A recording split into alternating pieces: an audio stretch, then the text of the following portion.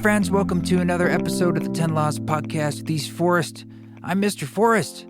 Thank you so much for joining us. I'm really excited about this episode this week because I have my dear friend Duncan Trussell on the show. And he's someone that I've known for several years now. We met at the Ram Dass retreats, and then at the first retreat where we met, I got the pleasure of being on his Duncan Trussell Family Hour podcast, which of course is fantastic. We've crossed paths more over the years, did some more podcasts, and recently I had just had this idea of getting together with him on the virtual spaces and recording him, and we could use that recording so I could sample it for a potential song. So I've been working on the song for the past few days, and I gotta say, it's really awesome. I mean, it's sort of turning on its head what I've done before with spoken word sometimes in music. And it's just, I think the text I sent him was something like, would you like to rant? I'll record it, and art will delight. Creativity will delight.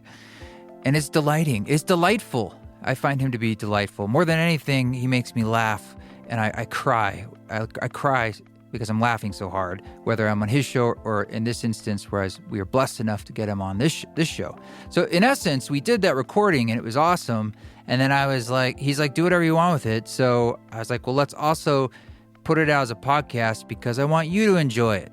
And, you know, Duncan's one of those like really sly guys who's really humble and quite self-deprecating, but he has a lot of just really great, his own personal wisdom, and it's always through his humor.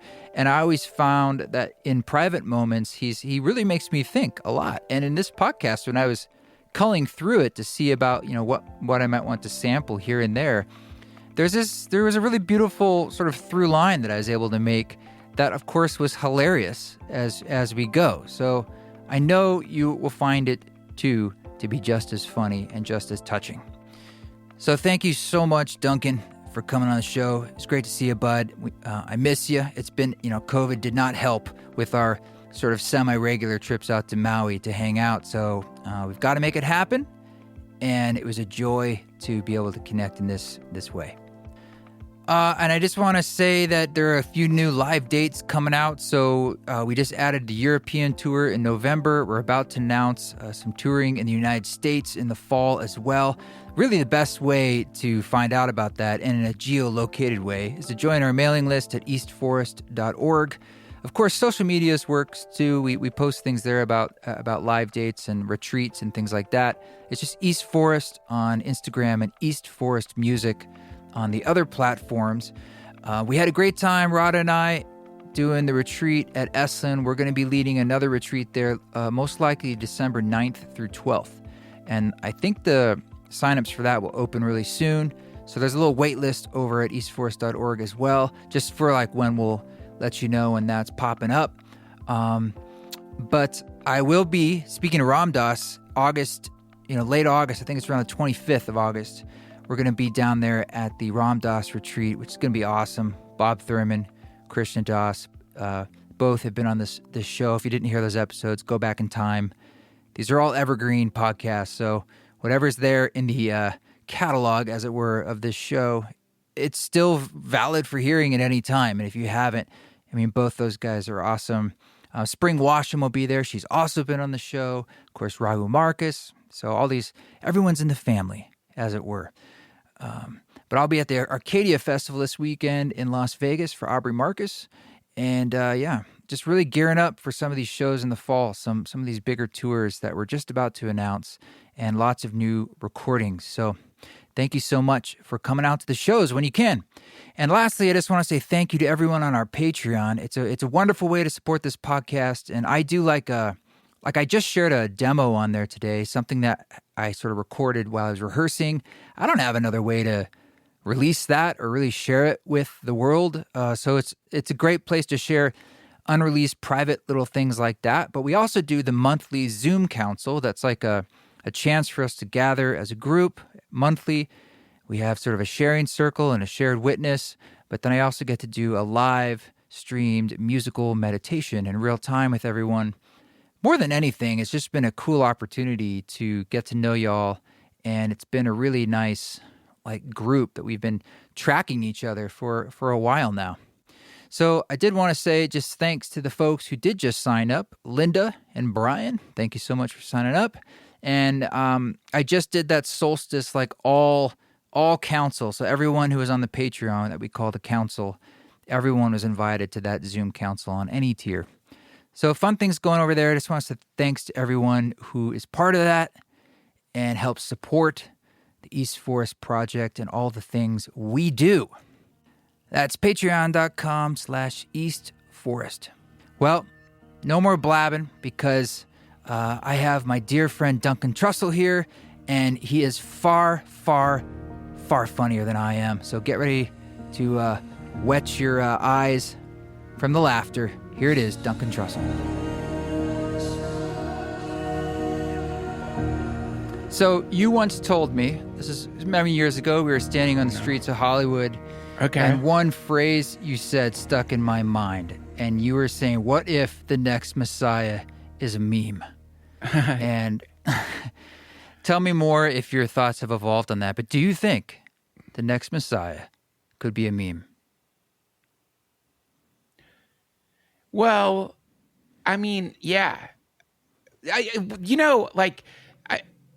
was reading in some Buddhist text that there are apparently realms where there has yet to be a Buddha. So in other words, if you're born into a realm in a human form or any form really, but in whatever the particular part of the multiverse you're in, there's been a Buddha. And we have Shakyamuni Buddha. Then it's incredibly lucky, like insanely lucky to be like post Buddha, so to speak, downstream. But in the stories of Shakyamuni Buddha, they go into all the different incarnations leading up to him gaining realization. And I was just thinking like, holy shit, if, I was like sitting in my bathtub because our shower's not working. I feel like I need to defend the fact that I was taking a bath. I don't know why I hate baths. But I was looking at all that water in there, all the little water particles, and I was thinking like, wow, we're hanging out here in the bathtub just for this tiny little bit of time. I'm going to press a button and you're headed down the drain. God knows where you're going to go to. You're going to get evaporated. You're going to go into the sewers.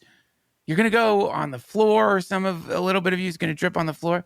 Some of that, all of it, eventually, it's going to end up in a human, maybe part of a human, as a human.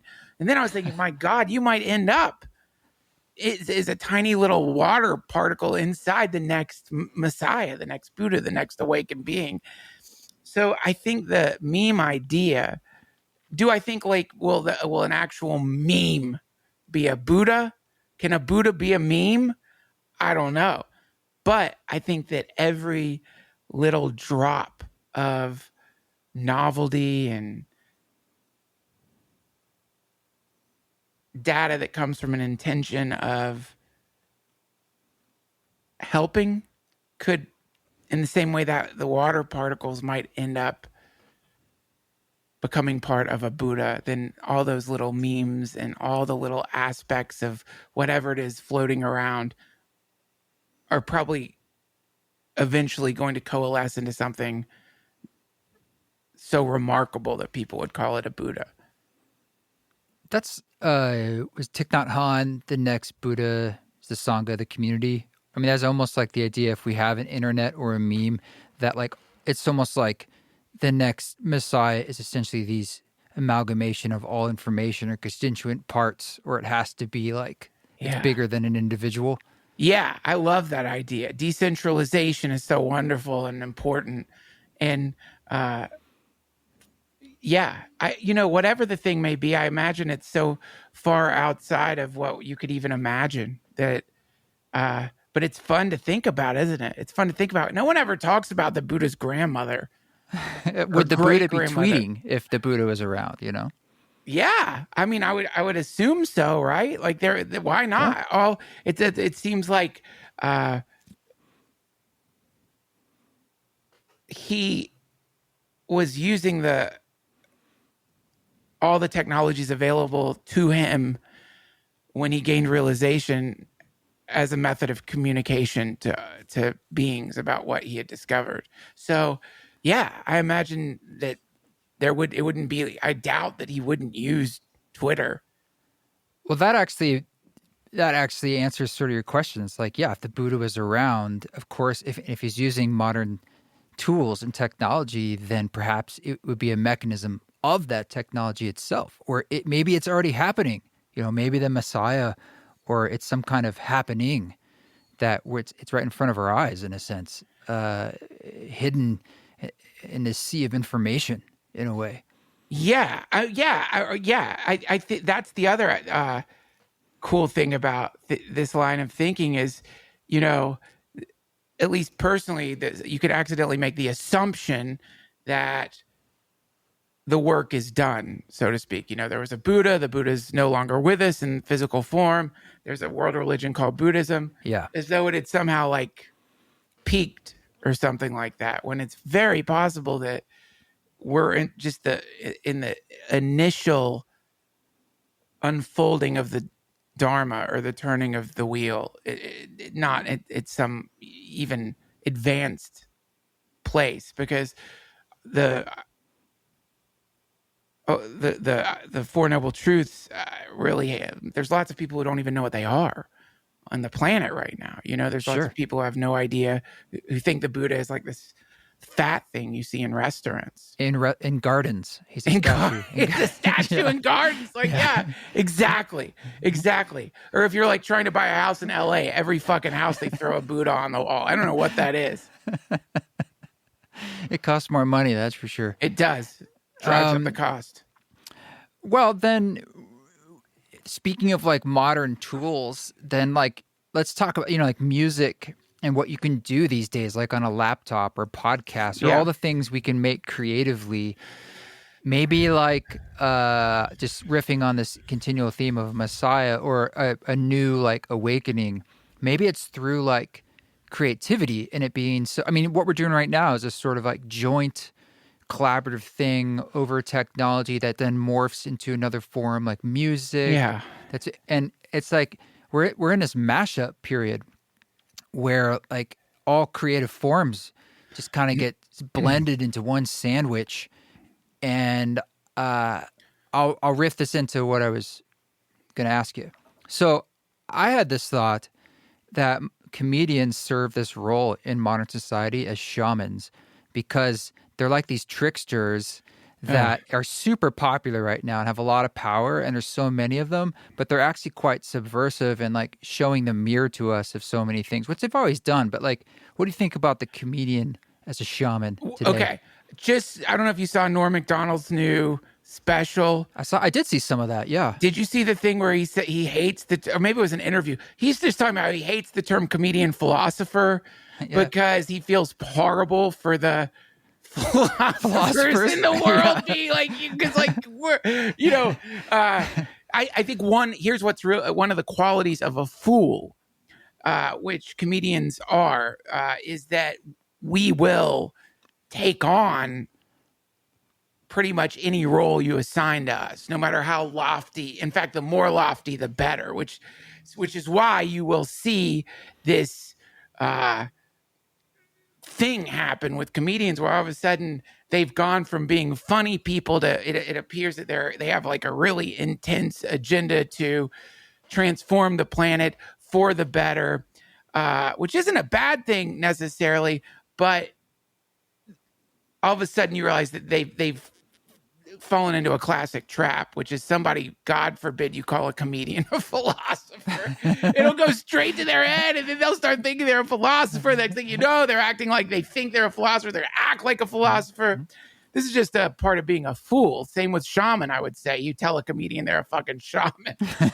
Watch out, man, because it's a mirror. It's a funhouse mirror, so the thing's going to get digested into it. Part of, I think, being funny is that it's not like you're going to ironically think of yourself as a shaman, you're gonna really start believing you're a fucking shaman, and then you're gonna do embarrassing things. You're gonna fuck up so bad, it's gonna be a mess, and you're gonna cause a mess and feel dumb causing the mess. So I don't believe in I think anyone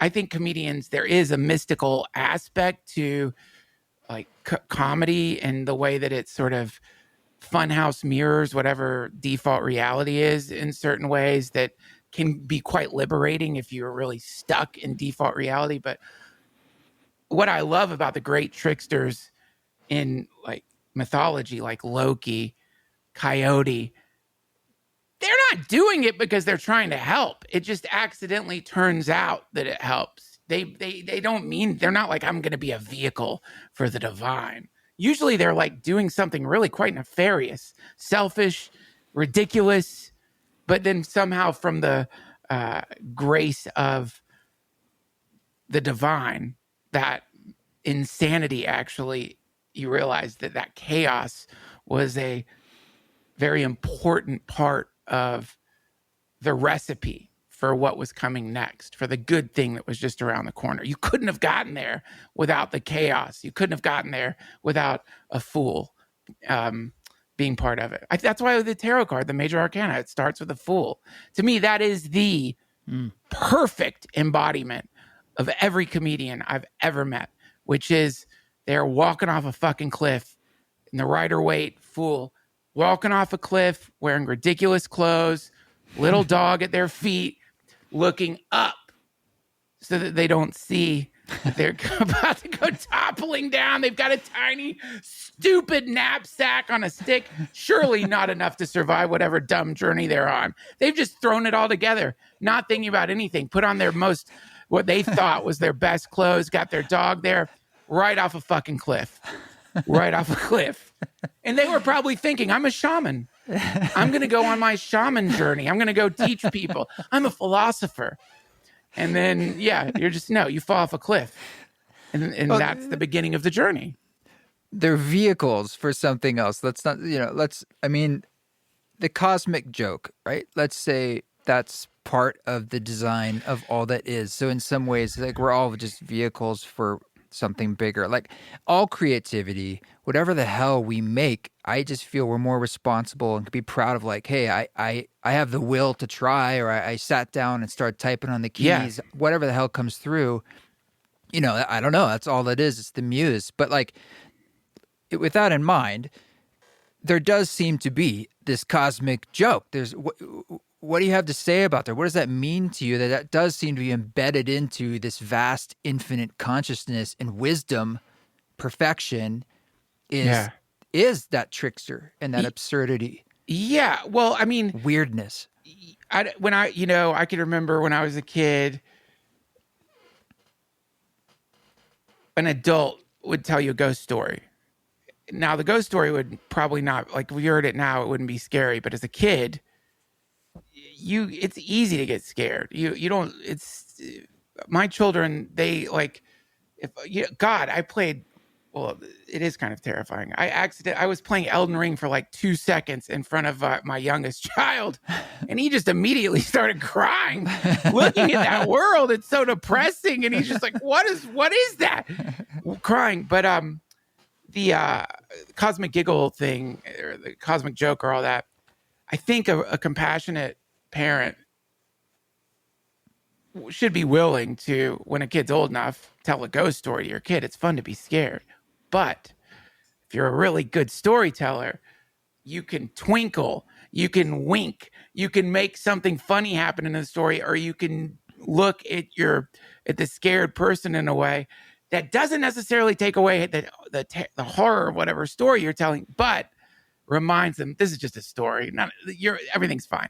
Then they can enjoy the horror, the fear, and also get that wonderful sense of like, oh, right, this is a story that I got too absorbed into. So I think that cosmic joke thing, those are just little sparkles in there from some compassionate, from the divine, that's there for you, so that in the midst of that moment, when you're in the midst of the most horrible thing, somehow you're laughing or something funny is happening, or there is within it a sense of like, yes, this is sad and heartbreaking and terrifying and scary. And yet somehow there's something in it that's incredibly liberating and funny. Is that grace then? In a way, like the cosmic joke that's grace cutting through so that it's just not too heavy. Yeah. It's gotta be. I mean, there's a different, there's a, to me, whatever that is going to communicate in all available ways. I've heard it said that when people talk about like shamanic ecstasy, I'm a shaman now. They sounds like philosophy. It's possible to have ecstatic fear, ecstatic anger, ecstatic joy, and this is why in Bhakti Yoga, any way of relating to the divine or any way that the divine is relating to you is perfect, even if that way is in an adversarial way. Which is why, I'm sure you know this, Krishna has two moms. Did you know this? I've heard this. Because Krishna... Allegedly, yes. Yeah, two moms. One of the moms was a demon who came to try to kill baby Krishna by breastfeeding and giving him poison.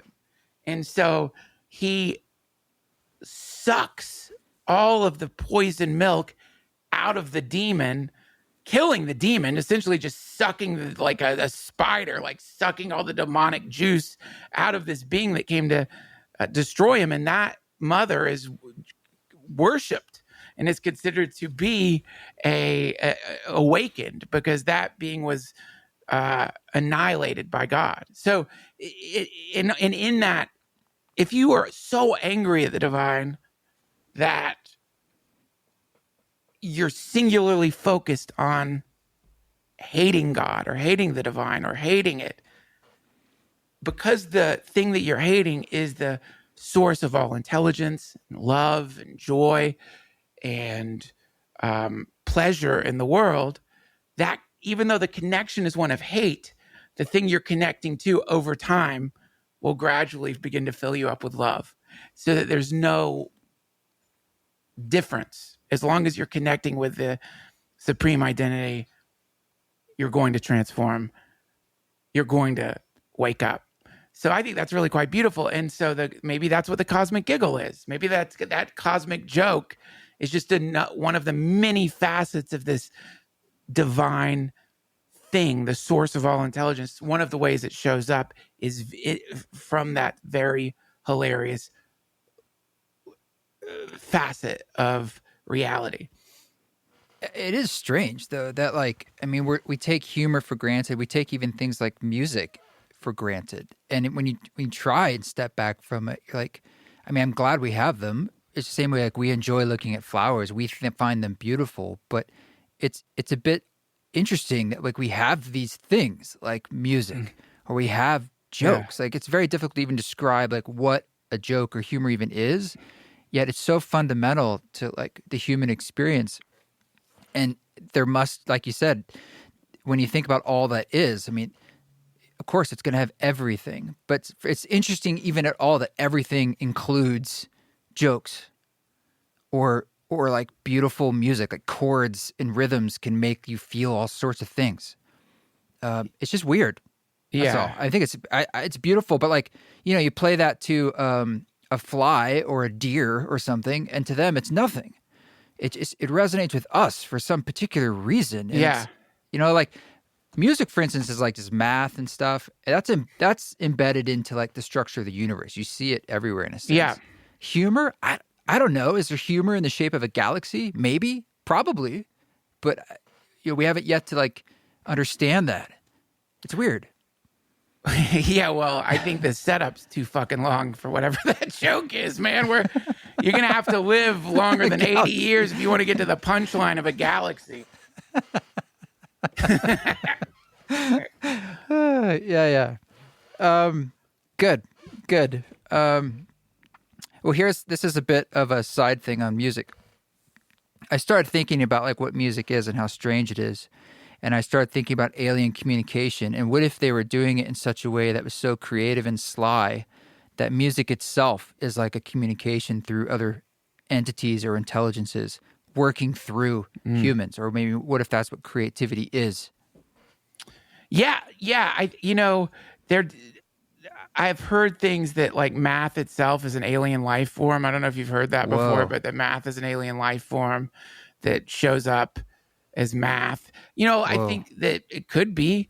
I mean, it could be. Let's say it was an alien life form, or that music itself was a communication mechanism for aliens. Anyone who's been to a great rave has thought that for sure. You're like, clearly this is going to summon a UFO. This whatever's happening. I've been that high at raves where you're like looking up at the sky, certain like this is a ship must come. This music is so good. I don't know, and maybe this is a little cynical of me, but let's say we did find out that music is coming to us from aliens. I don't know that's going to change anything at all. I feel like I'm excited for the aliens. I'm excited for the grand revelation of the galactic brotherhood or sisterhood or fraternity or sorority or whatever the fuck it is, council, whatever it may be. I'm excited for that, but I don't know how much it's going to change anything when it comes to being a human. I think it's just going to create a nice couple of years probably where we're all like, holy shit, we're part of the Galactic Federation. But then you're going to get annoyed. UFOs are going to wake you up at night. You know what I mean? Like now that they're coming to the planet and they're open, when a helicopter flies over, it'll go from being like, fuck a UFO to like, get the fuck out of our neighborhood. You're bright and loud and radioactive, So I don't know if anything changes that much. Do you ever think about that? Like let's say the Buddha does show up. Let's say the grand thing happens. Jesus rides in on the lion or whatever. The thing is shown, the great unveiling. Then what? Well, I have to say, like, if aliens landed tomorrow, or like the Buddha is whatever, most people just go to work the next morning. Yeah. A good chunk of people would say it's a hoax, or all these shattereds of conspiracy theories would go instantly into form about what it really is. Yeah. I don't know if we can collectively agree on anything. Right. I mean, anymore. And even if we did, let's say personally, every single, like everyone's like, that happened, we saw it. It's real. There's aliens, Galactic Federation. It's Star Trek now. You're still going to end up on a UFO flying through space. You go to the bathroom and some asshole pissed on the seat and you're going to be like, what the fuck is wrong with people? Why? You know what I mean? You're still in the human form there. You're still stuck. You're still dealing with the same problems. It won't go away. Won't go away. I'm telling you, man, this is the truth. The first time I talked to Ram Dass, I said to him, are you my guru? He goes, yes, now what? It was so awesome. Just popped the balloon in the most brilliant way. Showing me like, okay, sure. You're still just where in the situation you were prior. There's nothing is changing here other than you've like, whatever you thought was going to save you here or there or that or this thing. It really isn't. I mean, that's the essence of it all, isn't it? This is why in Buddhism we have the realm of the gods. You can become a god.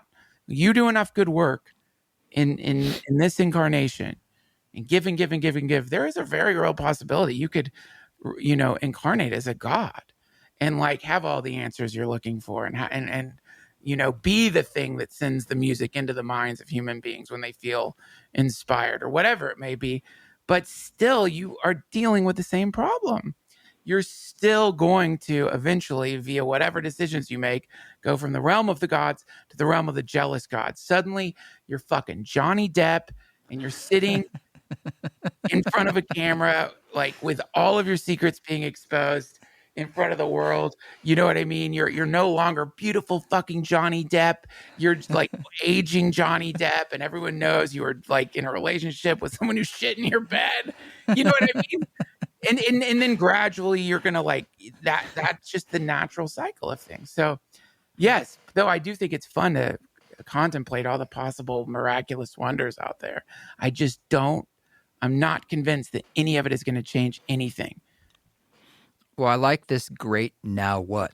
It's almost a sister to Ram Dass's It's Just This. Yeah. But it is actually a really fun thing to think about, or it's profound. Like, well, now what? After anything, now what? Now what? It's still just this. It's still this. That's it. Yeah, that's it. Exactly. That's it. It's still just the moment. Whatever it may be, the world is flat. We find out the world is flat. The world is actually flat and surrounded by ice walls. And on the other side of the ice walls is where the aliens live. So what? You still have to eat.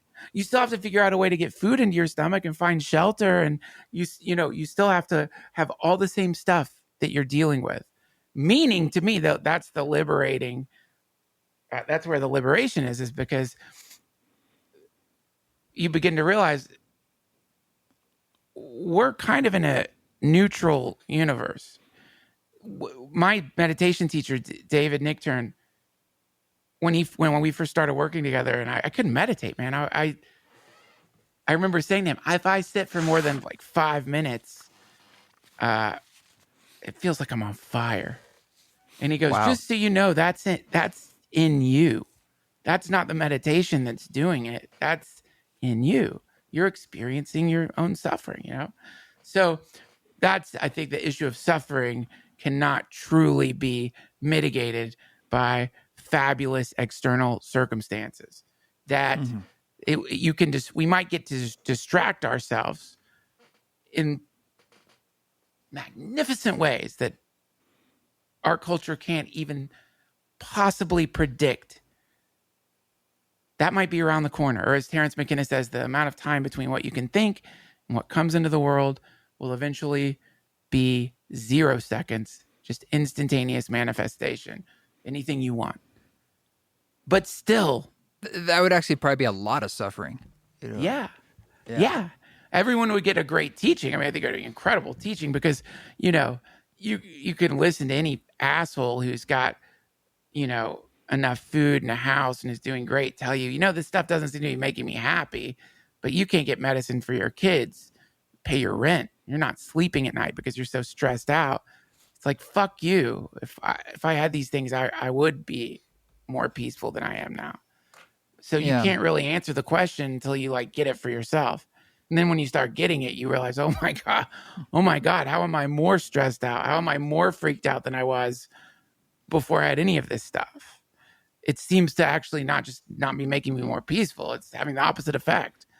And so if some technology emerged that allowed people to instantaneously experience anything they wanted, what would it be like if I had 50,000 dicks and they were all getting sucked by different people at the same fucking time? Wouldn't you love to know what that feels like? I would, right? And then it'd be 60,000. Right, exactly. If that's how they get you, right? That would be we have to pay for that. 50,000. It's free for 50,000. Free, but 60,000 premium dicks. Yeah, for every 10,000 dicks. Eventually, whatever it may be, expand yourself out as much as you can via some new technological, neurological interface. Experience the sum total of everyone's feeling all over the planet simultaneously. Whatever it may be, you're still probably going to run into the same problem. There might not be a way out through technology, magic, or any external saving factor. The economy of scale, like bigger is better, that we're super wrapped up in right now, is really what you're talking about. And we're in this massive external example of it where everything is quantified, everything is reviewed, everything is data and stats. And that's got to be, I know as a creator, and you've got to feel what I'm in the middle of too. We're just in a sea of that world. Yes. And as the older you get, as you're saying, the more you realize any of this external success or achievement is not really going to be attached to that inner wealth. And you just start to see it more and more and more. But yet we're in this world we're really going head first. We're really committing to this economy of scale.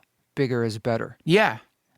Kali Big time. Yuga. Kali Yuga. I mean, it makes sense. I mean, I think the more suffering there is, the more you would see an amplification of reaching out, expanding, trying to trying to gratify with increasing intensity. This is for me, like having kids and a family has been revelatory for me, because sitting around the table with my family, just eating biscuits and listening to like country music.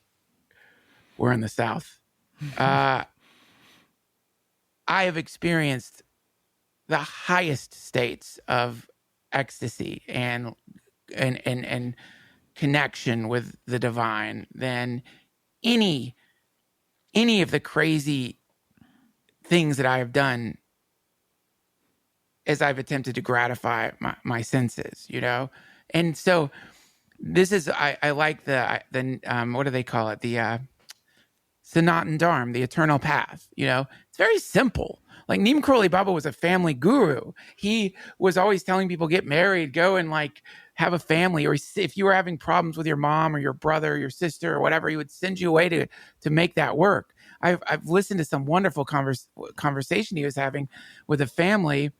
They translated it, and it was just it wasn't like talking about Ram or anything. He was asking questions like, do you all sit at the table when you eat? Things like that. Very simple things that from the perspective of EDC, from the perspective of being in some massive music festival with fucking fireworks and ketamine inhalers or whatever you're doing, and like you're or orgies or fame or any of that stuff could seem as boring could be. And yet, gathering around a dinner table with people you love is older than anything. It's like an ocean. This has been something that's been going on for as long as humans have been wandering around. We sit together and we eat, and hopefully we look across the fire of the table at each other and love each other and laugh. And then, which is why maybe there's some wonderful benefit from those of us who have become completely enamored with the external modes of sense gratification that are available to us now, is that when you finally do get lucky enough that you're no longer stuck in your phone or trying to find just the perfect match of psychedelics and fucking and music, when you get lucky enough that you find yourself just doing something normal like that, you might have the most incredible relief when you see, oh shit, right, this is it. Nothing's really changed that much. This is it. This is where it's at. The basic stuff, making food for people, serving them food, helping your community, your micro community, your macro community, just doing that. All the other stuff, fireworks show, that to me is something really beautiful. And that's a cosmic joke too.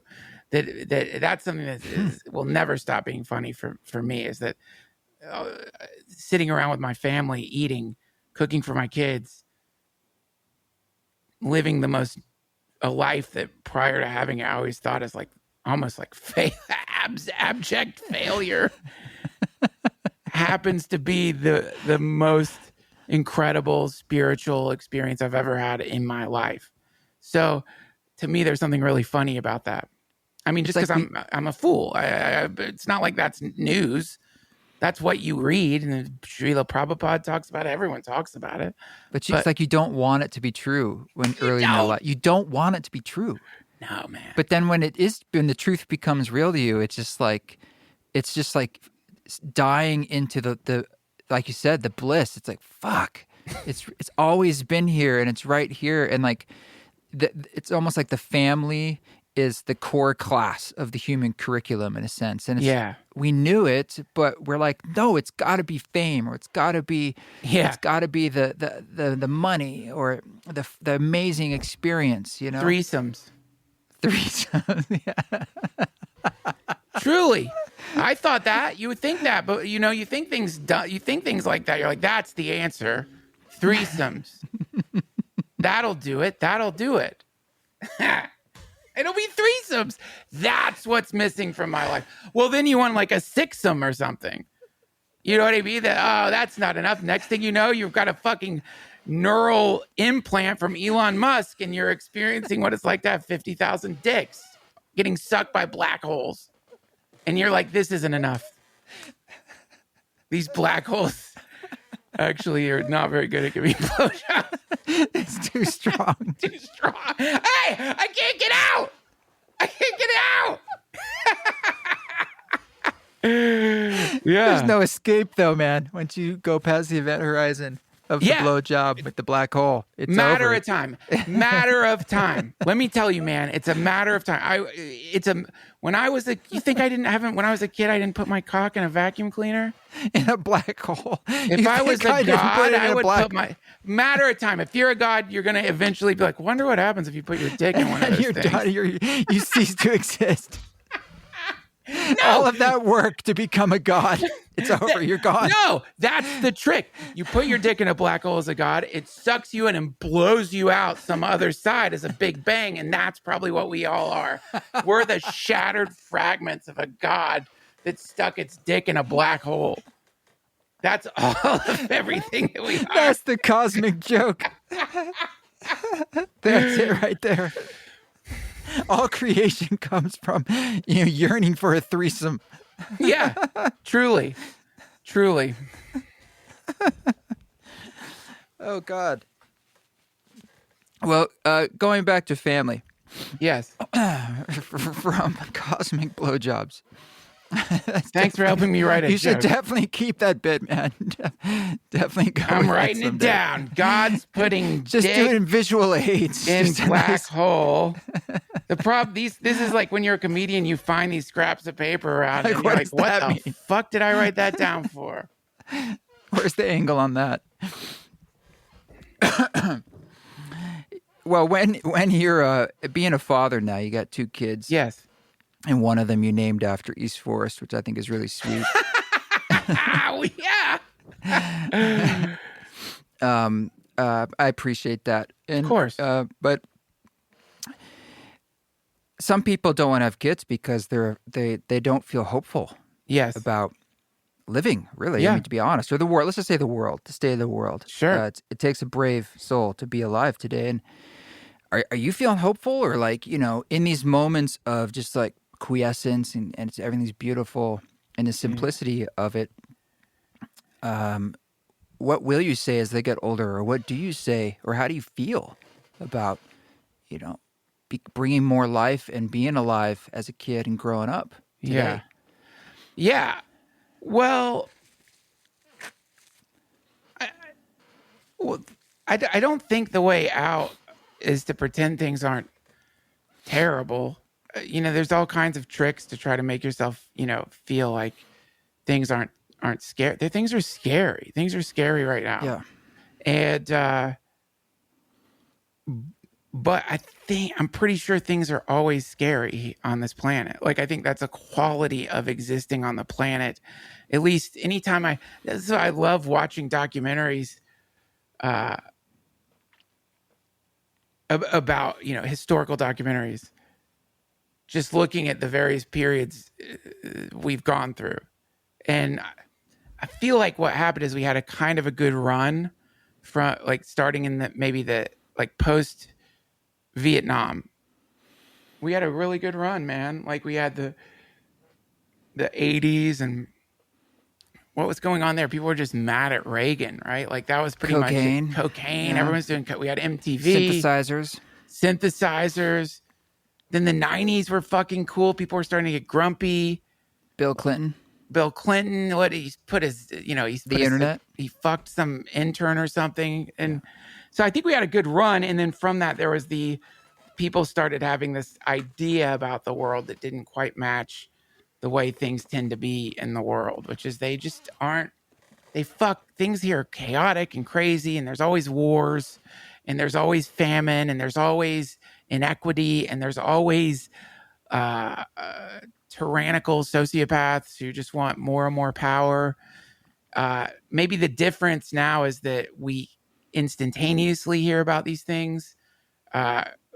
People will pull their phone out and start filming things, whereas before, if you wanted to see like war footage or that level of brutality, you would have to find it in a newspaper, or now it's right in our face. So, but I don't think that the world has become more insane.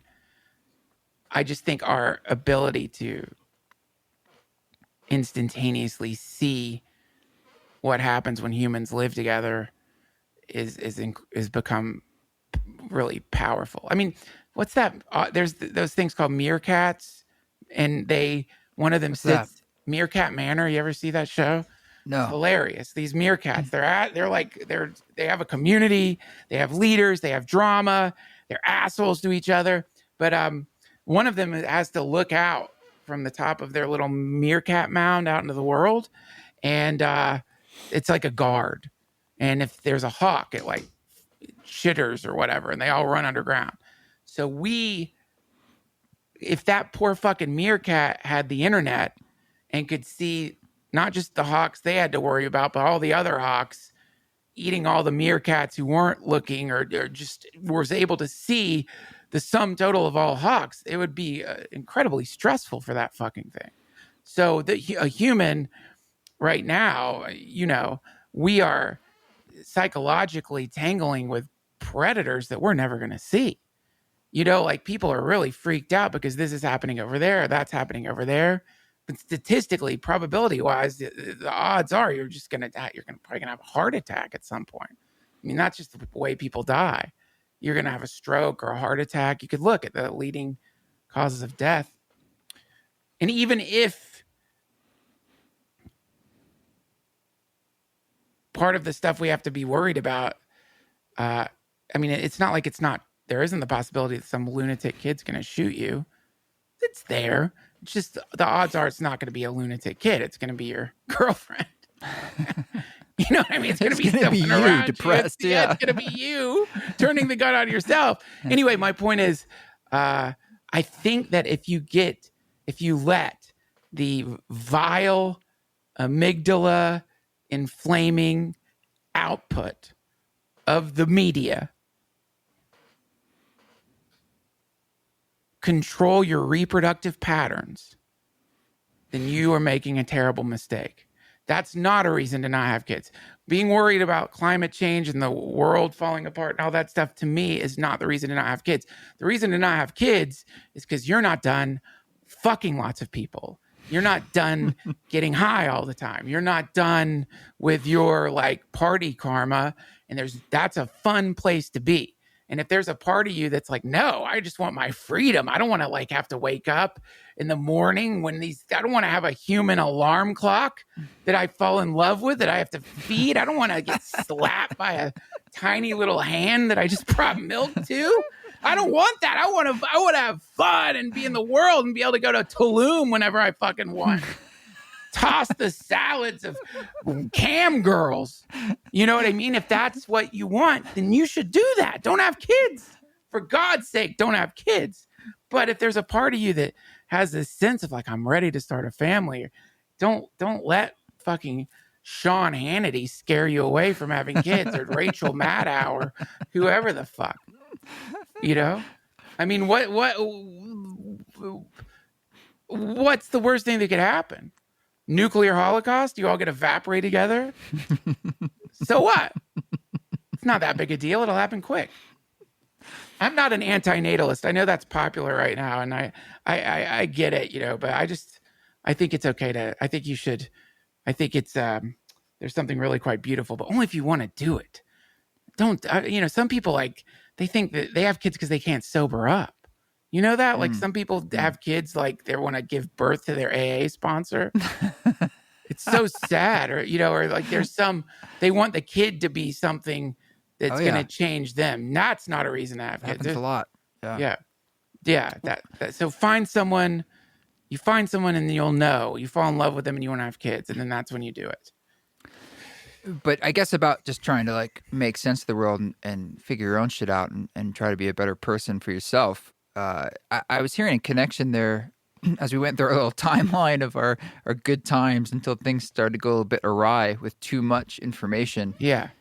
The internet, social media, as a proportion of that, clearly plays a huge role. Yes. In how we feel, probably polarization on the planet. Probably connected to a lot of problems. So, I mean, there is a connection there about like how we consume information and how little control perhaps we really have over it. Like the best minds in the world hooking us in, the iPhone being our new appendage. Yes. Just constantly taking in content. Yeah. We're being manipulated by an AI, by an algorithm. It's Mara. I mean, the irony that we're sitting here creating content, talking about creating content. Yeah. It's a tough road in that way. It's not easy to. Yeah, but technology can be okay. It doesn't have to all be rotten. Like I just interviewed someone who's doing rainforest preservation, and they get some of what they do is they pay for drones. They pay for high-tech shit that flies over the rainforest to see if there's illegal deforestation happening. And technology is just a tool. The social media stuff and the algorithm and getting sucked into. You have to, like, I had this idiot epiphany at one point when I'm looking at Twitter and I'm thinking to myself, my God, what a shitty service this is. Everyone's just so fucked up on here. And then I realized I followed every one of those people. I chose to follow every single person. They didn't like force me to look at my feed. My feed consists of You curated it. It's a mirror of my karma, of like my own dark doom scrolling stuff. So it's like, you have to purge your timeline, man. Cleanse it. If you're sick of getting bad news on Twitter, you'll notice it's always a few people you follow are just fucking doom bugles, and just mute them. I just mute them. Then all of a sudden you end up with like your feed will not be so horrible. So curating your life, curating your feed. I assume you're not a comments person. You don't go down that rabbit hole. Looking at what the shitty things people say about me? Yeah, well, comments anywhere, particularly at YouTube or Twitter. Yeah, I'll go in there. If I want a good kick in the balls, I'll fucking take a deep dive into the comments and just like it's a form of S&M. Yeah. Like, I really need that right now. Come on, baby, make me feel bad about my. Yeah, but you just eventually it doesn't like whatever. If what they say is true, well, it's true. If what they say isn't true, well, it's just someone who's like expressing their suffering online and decided to make you a target of their suffering. But if it's true, it's true. So they did you a favor, especially if it's something you didn't recognize, Yeah. I want to ask you about women. I don't know if you ever had this experience in a psychedelic experience where, and you kind of spoke to this before, how like, almost like we're inside this great thing and you get right to some kind of edge and you're like, man, if I go over this edge, it's either total annihilation or not. Yeah. And you're terrified in a way. Maybe that's death. I don't know. And you go over that edge, whether you have a choice or not, and then you're held by something. Yes. Almost like the universe is 50.1% love, just to keep the engine turning. And you're just like, thank God for the grace that is what it is as opposed to the other way. Thank God. And that's kind of what you come back with in a way, is like, man, it's all good. But, if I had to summarize that, sometimes I was in a nitrous space where it got to that space. And essentially, the only way I could summarize it was like women will inherit the earth, or like it's the feminine, like the fact that we come out of a mother. All things come out of the great mother. So whatever this universe is, even us literally. Yeah. And thank God for that, because that is in essence the thing that you can never escape, the mother. So I wanted to just get into like, with that in mind, what is, the role of women, the goddess. Yeah. And I'll leave it at that. The feminine energy. I mean, okay, I don't mean to keep going back to my boring, like sitting around the table eating, but it's like that. I'll make like, I like to make breakfast for the kids. So I'm sitting around the table with Forrest and Dune, Aaron sleeping in, which she doesn't do that much. I'm making it seem like I'm Betty fucking Crocker over here. I'm not. She's like, gets up with the kids usually, thank God. But like, I'm sitting around the table with these wonderful kids. We're eating. And I'm playing some music that my mom really liked. And I'm realizing that in the connection between me and my kids, and in the something about cooking for them, and in the music, and suddenly I realize this is my mom. This is my mom now. Wow. This is my mom. I'm with my mom. I'm eating with my mom right now. And right when I thought that, Forrest looks up from his pancakes and goes, "You found me." I was so wild. I'm like, I don't know what he meant, but it was just that moment of like, oh, right. You didn't go anywhere. This was always you anyway. This isn't just you, mom. This is all moms. This is all the moms who are haven't come to be or aren't in their body anymore. You'll find them in those moments where you are just for a second giving, because that's what the feminine does. I mean, you watching Aaron with the kids and witnessing that never-ending love and never-ending patience and never-ending endurance, and also like the I don't know how to put it other than the Dharma, the just the fundamental primordial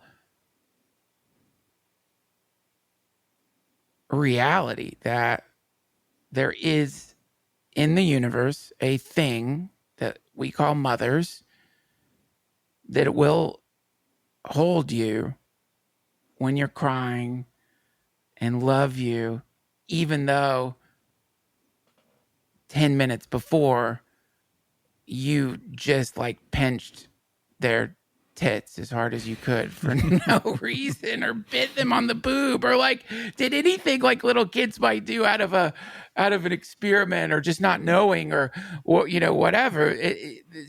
Absolute forgiveness and absolute love and absolute embrace, and watching, just seeing that appear, and then also knowing it doesn't have to happen.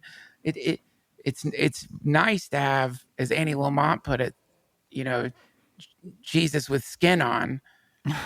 It's nice, but the great news is that when your mom drops her body, she's still there. So that and I know what you're talking about when you're sometimes when you're having a challenging trip, all of a sudden you're being held by your mom again, and because it's the earth, it's the universe, it's the womb of space that we're in. So in that way, are you hopeful? Yeah, I mean, yeah, I'm hopeful. I think for me, the hope, so to speak, comes from my work on myself, from realizing like, oh yeah,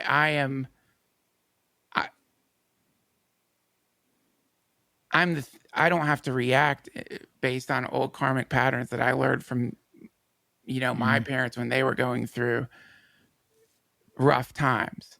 I don't have to always react like that. And so, over time, very slowly for me, there is a lessening of my habitual reactionary tendencies that only create more bad karma. So to me, that's the hope. If you want hope, the hope is, guess what? You're the one at the wheel here.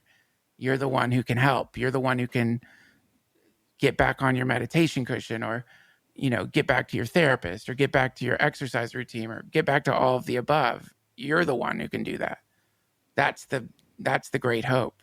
And that's something Chögyam Trungpa Rinpoche said, which is,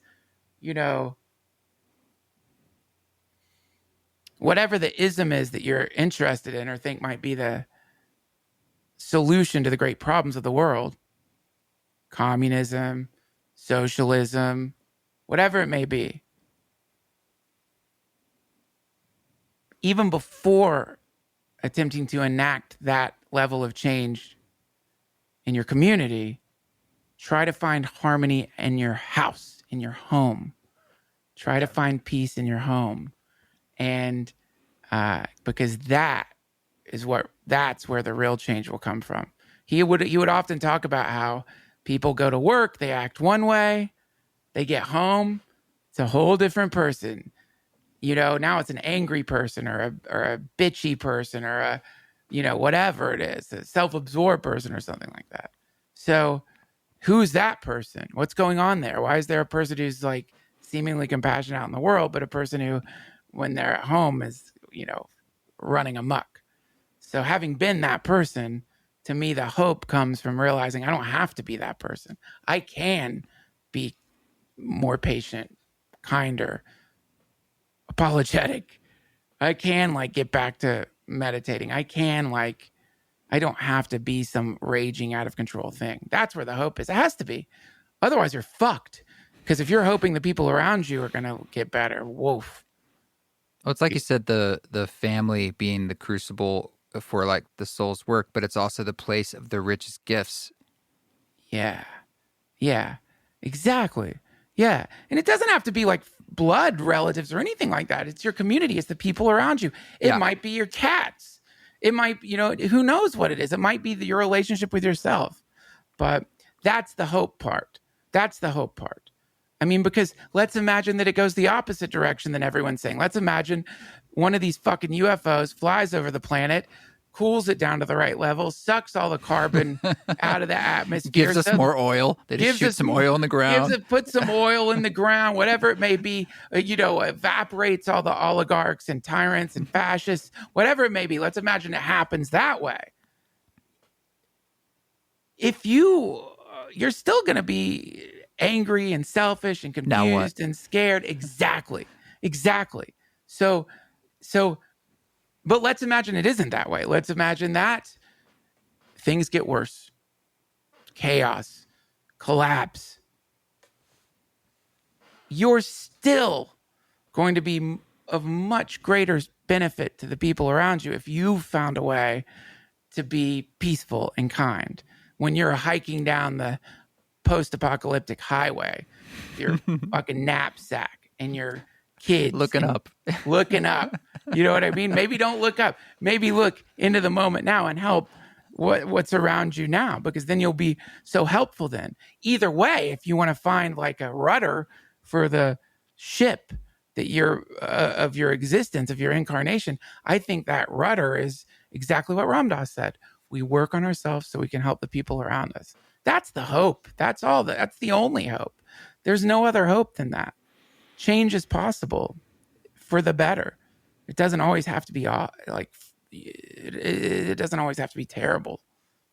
Well, and you could argue it's happening, right? I mean, it's happening whether you like it or not. I mean, the Fool, all these things we started with, it's that all plays a role in people discovering and changing from the inside out. It's the only way. Yeah, man. And it happens every time you realize that thing where normally you would get triggered and normally you would react in a dark way happened, and you didn't freak out. You didn't tantrum. You didn't react in some way. And then, to me, anytime that happens and suddenly you see what your life would look like if every time things didn't go your way, you didn't get scared or angry or reclusive or vengeful or withdrawn, but maintain some equilibrium, and and the rest of your day, instead of being horrible as it usually is, but when you're going back into your karmic patterns,